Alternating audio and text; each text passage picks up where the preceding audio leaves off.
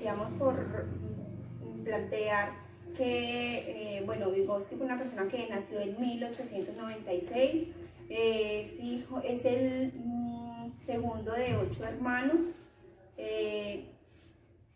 Tuvo la fortuna de contar con un núcleo familiar muy positivo, una familia muy amorosa. Su madre fue una docente que le dedicó prácticamente toda la atención a ella y a sus hermanos en el desarrollo pues, de ellos como tal. Por su parte, su padre era un jefe de un banco. Si era una persona más ruda, una persona más seca, pero de cierta manera había como un equilibrio entre ambos padres, y eso pues permitió que el núcleo familiar pues funcionara de una manera amorosa, de una manera respetuosa. Esta familia, ellos eran judíos, por lo cual les tocó luchar bastante porque prácticamente en ese entonces pues no quería nada que ver con los judíos. Es así como él tuvo muchísimas dificultades para entrar a estudiar. De 100 estudiantes que se postulaban a la universidad, solo podían quedar 3 judíos, pero él fue tan buen estudiante pues que él se ganó una de los cupos para ingresar a la universidad, ingresó a estudiar medicina. Pero pues definitivamente vio como que no era lo suyo, porque era una persona que le gustaba mucho lo que tenía que ver con el arte, con la historia, con la filosofía, porque era como las costumbres que tenían en su familia. Todos en su familia amaban el arte, ellos hacían tertulias y se reunían para conversar sobre todo esto que era la cultura y el arte. Un momento en el que ya él decidió pues no seguir estudiando medicina, sino que se pasó a estudiar psicología, y allí es donde empieza como en sí su desarrollo, sus grandes aportes que hizo.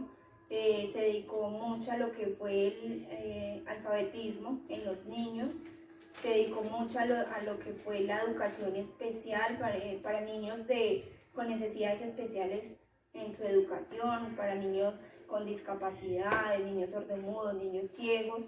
Entonces él se enfocó mucho en estudiar y en investigar de qué manera él podía llegarle a esos niños y ayudarles en su desarrollo como seres humanos. Algo muy importante que se dedicó Vygotsky, bueno, para Vygotsky él consideraba que la representación de la psicología como tal era la conciencia, pero él se encontró como en un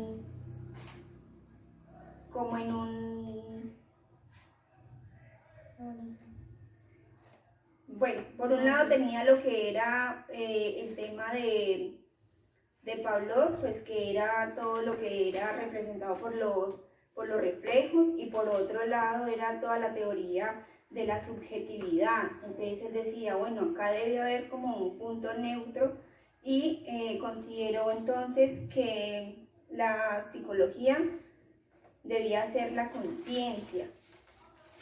Siempre trabajó todo lo que tuvo que ver con el tema de lenguaje, y a partir de todas las investigaciones que hizo llegó a un punto clave donde descubrió que los símbolos y los signos eran como ese punto clave que realmente le aportaban al ser humano todo lo que tenía que ver con el conocimiento, que esa realmente era la esencia del aprendizaje del ser humano. Bueno, uno de los aspectos que trató Vygotsky fue que los símbolos o signos eran nuestras herramientas intelectuales, ¿cierto? Relacionándolo mucho pues con nuestros procesos cognitivos que a diario llevamos a cabo. Por ejemplo, no, parce, la cagué. Hay que cortarlo porque no tengo ni idea cómo qué decir. Okay. ¿Puedo seguir yo? Pero Yo lo tampoco haríamos sé, pero lo antes. voy a hacer más. que escribiste hasta el ¿Y revés. y qué pasa que es al revés? ¿Cómo así no entiendo? Ah, no, pues no pasa nada. ¿Estás entendiendo lo que dije? Es muy importante tener en cuenta que los símbolos son el vehículo por el cual expresamos nuestros pensamientos y por esto llega a tener una estructura semiótica, es decir, pues que se basa en símbolos o signos. Bueno, con esto Vygotsky quiso coger 4 etapas para así hacer el procesamiento entre el lenguaje y el pensamiento. Entonces Vygotsky empezó con la primera, que es la atención recíproca, en donde el bebé se empieza desde los 4 a 7 meses, en donde el niño empieza a presentar como la aceptación, en donde empieza a sonreír, o la negación, en donde no quiere que lo carguen, o no quiere realizar las actividades que los padres pues le hacen. Aquí se ve mucho la parte recíproca entre el padre y el niño, en donde tiene que ver mucho en cómo el padre se dirige al niño para así un desarrollo ideal. Aquí también se ve el egocentrismo por parte del niño, en donde solamente piensa por sí mismo. La segunda etapa, que es la comunicación gestual, que es de los 8 a 11 meses. Aquí se empieza a ver la parte verbal, en donde el niño quiere ya también captar las cosas, coger las cosas y llamar mucho la atención. La siguiente es la comunicación gestual, que va desde los 9 a 15 meses, en donde el niño ya empieza a gesticular palabras como amá o pa, así voluntariamente. La otra es predominio de la comunicación verbal, que va de los 16 a 20 meses. Aquí es donde está la interacción no solamente con el padre, sino también con los hermanos, en donde ya el bebé empieza a reconocer a sus hermanos como un símbolo familiar. Y argumentaba que los símbolos o signos son herramientas psicológicas muy esenciales de nuestra mente, que incluso para llevar a cabo nuestros procesos cognitivos a diario siempre van a estar presentes allí. Y también nos dicen que desde muy niños somos seres sociales y algunos de nuestros aspectos socioculturales son los signos. Pues el lenguaje hablado siempre va a tener una base y esta base son las señas o los símbolos. Les voy a dar un ejemplo. Un niño que se traza una meta de alcanzar algo que se encuentra pues no tanto a su alcance, arriba, algo muy arriba. Él lo que hace es señalar. Él le señala y quien reacciona instantáneamente es su madre. Entonces allí se cambia el rol, ¿cierto? Quien interpreta las señales del bebé es la mamá. Entonces es allí donde los símbolos pues tienen un papel muy importante entre la relación de ellos dos, teniendo muy en cuenta pues que desde muy niños, desde que pues cuando empiezan a tener relación con su entorno, con sus padres, quienes los rodean, con los objetos, etcétera, pues ellos siempre van a basarse en esto, ¿cierto? En los símbolos. Y también de allí se parte que los niños empiezan a reconocer su comportamiento como simbólico. Cordial saludo, mi nombre es Laura López. El mío, María Angélica Rodríguez. Bueno, y yo les voy a hablar sobre 3 temas importantes de los que habló Vygotsky en su teoría.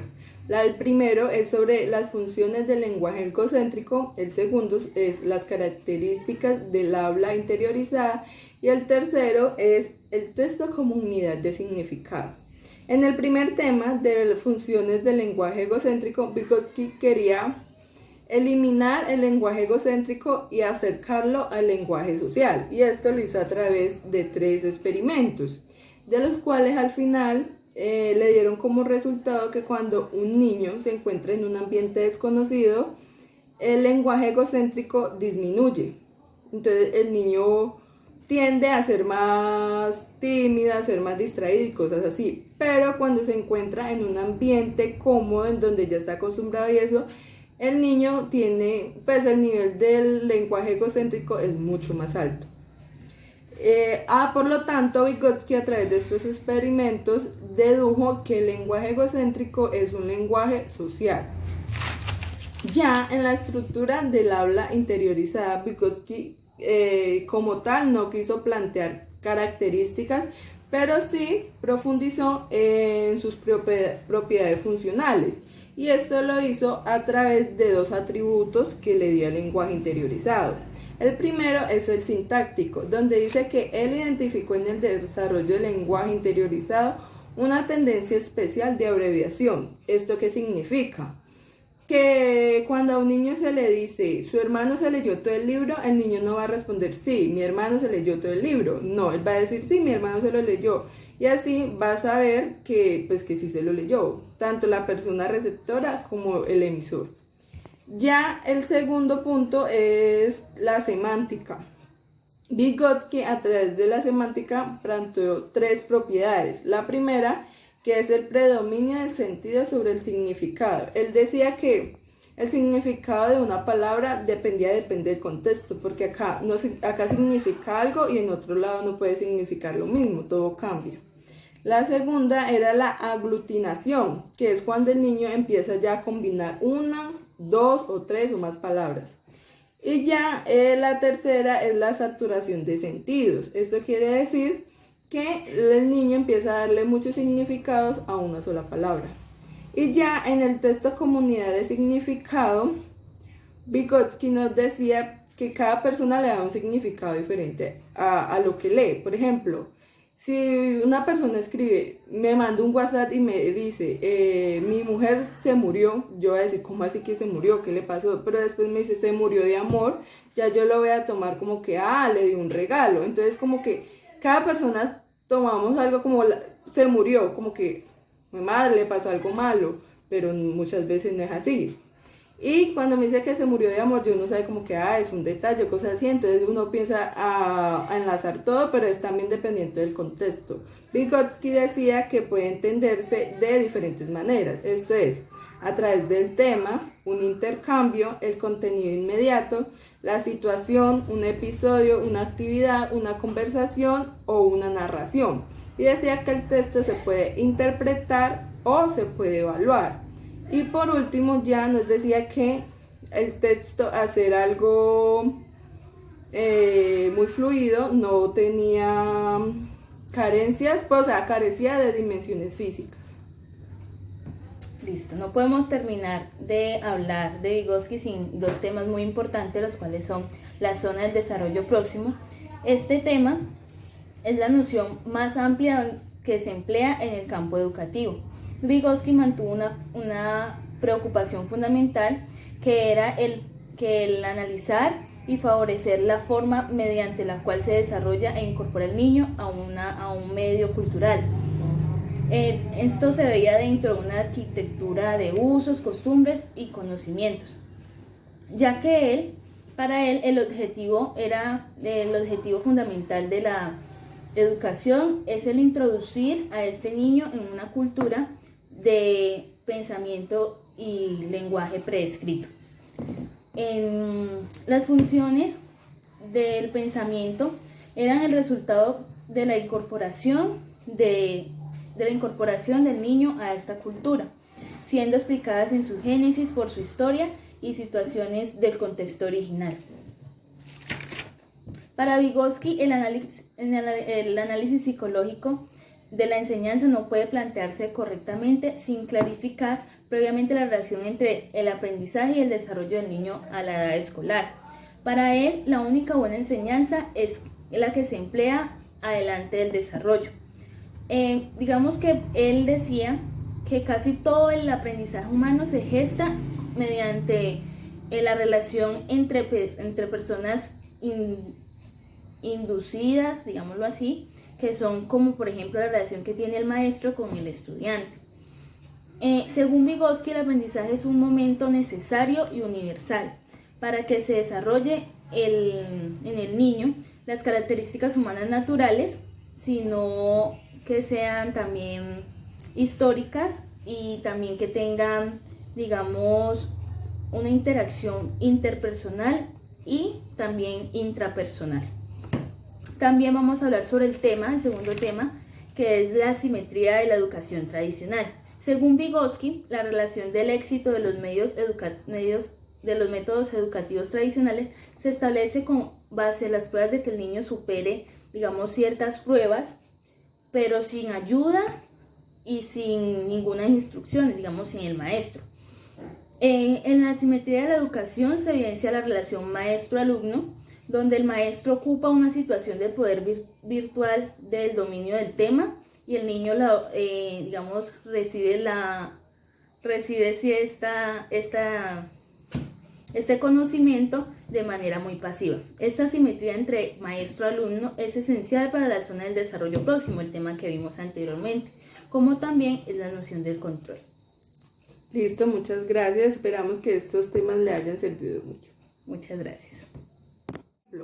Si una persona escribe, me manda un WhatsApp y me dice, mi mujer se murió, yo voy a decir, ¿cómo así que se murió? ¿Qué le pasó? Pero después me dice, se murió de amor, ya yo lo voy a tomar como que, le di un regalo. Entonces como que cada persona tomamos algo como, se murió, como que, mi madre le pasó algo malo, pero muchas veces no es así. Y cuando me dice que se murió de amor, yo uno sabe como que, es un detalle, cosas así, entonces uno piensa a enlazar todo, pero es también dependiente del contexto. Vygotsky decía que puede entenderse de diferentes maneras, esto es, a través del tema, un intercambio, el contenido inmediato, la situación, un episodio, una actividad, una conversación o una narración. Y decía que el texto se puede interpretar o se puede evaluar. Y por último ya nos decía que el texto, hacer algo muy fluido, no tenía carencias, pues, o sea, carecía de dimensiones físicas. Listo, no podemos terminar de hablar de Vygotsky sin dos temas muy importantes, los cuales son la zona del desarrollo próximo. Este tema es la noción más amplia que se emplea en el campo educativo. Vygotsky mantuvo una preocupación fundamental que era el analizar y favorecer la forma mediante la cual se desarrolla e incorpora el niño a un medio cultural. Esto se veía dentro de una arquitectura de usos, costumbres y conocimientos, ya que para él el objetivo fundamental de la educación es el introducir a este niño en una cultura de pensamiento y lenguaje prescrito. Las funciones del pensamiento eran el resultado de la incorporación del niño a esta cultura, siendo explicadas en su génesis por su historia y situaciones del contexto original. Para Vygotsky, el análisis psicológico de la enseñanza no puede plantearse correctamente sin clarificar previamente la relación entre el aprendizaje y el desarrollo del niño a la edad escolar. Para él, la única buena enseñanza es la que se emplea adelante del desarrollo. Digamos que él decía que casi todo el aprendizaje humano se gesta mediante la relación entre personas inducidas, digámoslo así, que son como por ejemplo la relación que tiene el maestro con el estudiante. Según Vygotsky, inducidas, digámoslo así, que son como por ejemplo la relación que tiene el maestro con el estudiante. Según Vygotsky, el aprendizaje es un momento necesario y universal para que se desarrolle en el niño las características humanas naturales, sino que sean también históricas y también que tengan, digamos, una interacción interpersonal y también intrapersonal. También vamos a hablar sobre el segundo tema, que es la asimetría de la educación tradicional. Según Vygotsky, la relación del éxito de los métodos educativos tradicionales se establece con base en las pruebas de que el niño supere, digamos, ciertas pruebas, pero sin ayuda y sin ninguna instrucción, digamos, sin el maestro. En la asimetría de la educación se evidencia la relación maestro-alumno, donde el maestro ocupa una situación de poder virtual del dominio del tema y el niño, digamos, recibe este conocimiento de manera muy pasiva. Esta simetría entre maestro-alumno es esencial para la zona del desarrollo próximo, el tema que vimos anteriormente, como también es la noción del control. Listo, muchas gracias. Esperamos que estos temas le hayan servido mucho. Muchas gracias.